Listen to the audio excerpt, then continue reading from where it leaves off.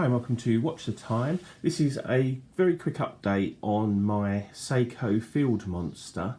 I just wanted to thank everyone for their comments and suggestions with regards to the Field Monster that I bought off of eBay. Clearly had some issues with it. I decided on actually returning it. The seller has been fine throughout and has said they're happy to accept my return, so I've returned it. I haven't got the money yet. I think that should come in a couple of days, but I don't envisage any problems with getting a refund. But there was just too many things that didn't sort of fit with that watch, in that when I got it, I was expecting something that was used, had a few marks on it. You could see in the pictures that there was a few marks, scuffs and scrapes. I didn't have a problem with that. As it turns out, the scuffs on the crystal were a lot worse than they seemed in the picture.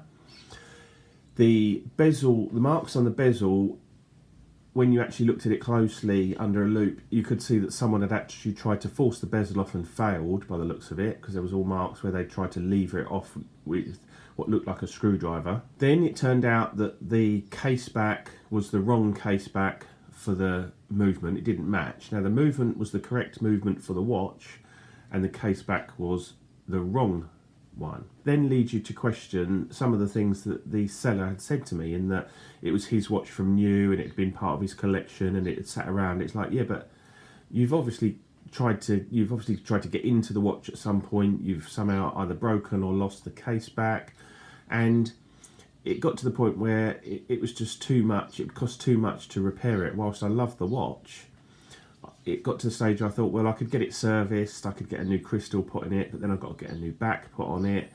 And ultimately, it's not a particularly expensive Seiko Monster, in that it was one of the early editions with 100 metres of water resistance and no screw down crown. And the display case back, unlike the current monsters, which are air divers, you know, sort of certified 200 metre divers, screw down crown, screw down case back, tsunami wave, all that kind of jazz. So bottom line is I backed it, and whilst I've never seen one like it for sale, I'm thinking, well, okay, if one comes up in the future, I would probably buy it because I really liked it, but my life's not going to be affected by not having it. However, I did buy, as a replacement, and I'm going to do a little teaser here because the unboxing video will come up soon, something to replace it. Now that is a Seiko bracelet with a dive extension, and ooh, what's that?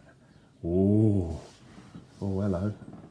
So I've replaced it with this, and that's all I'm going to show of it for now. So that video will be coming up soon. It'll be an unboxing and initial impressions of my new watch to replace it. It's a little bit more expensive than the one I had previously, but this one, I'm really happy with the seller, and I'm happy that it's as described.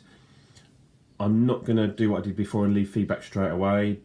I'm going to make sure it runs all through the night, etc. So obviously the previous one just kept stopping after about 6 hours. So I'm going to check that this one's got good power reserve.